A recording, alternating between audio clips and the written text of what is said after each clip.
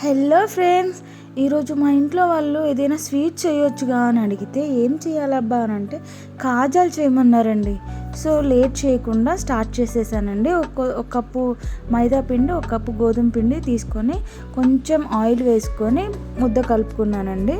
So వాటిని సన్నగా అంటే చాలా పత్లా చేసుకున్నానండి, చపాతీలాగా థిన్గా చేసుకొని ఇట్లా ఒకదానిపైన ఒకటి ఆయిల్ అండ్ పొడి పిండి వేసుకుంటూ ఒకదాని మీద ఒకటి వేసుకొని ఇట్లా ఒత్తుకున్నాను. అండ్ అన్నీ కలిపి మ్యాక్సిమం ఒక 10-15 ఉంటే లేయర్స్గా చాలా బాగా కనబడుతుంది.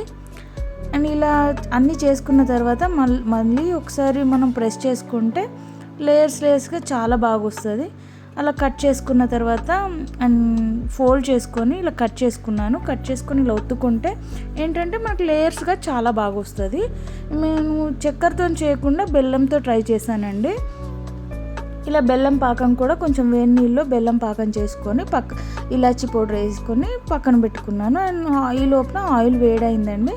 ఆయిల్ వేడైన వెయిట్ చేసి అందులో ఇలా వేసుకొని అండ్ గోల్డెన్ బ్రౌన్ కలర్లో మంచిగా ఫ్రై చేశానండి. ఫ్రై చేసిన తర్వాత ఇట్లా వేడిగా ఉండగానే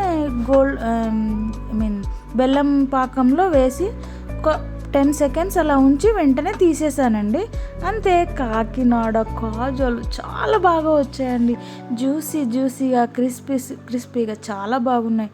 అన్నట్టు నా ఛానల్ని సబ్స్క్రైబ్ చేసుకోండి ప్లీజ్.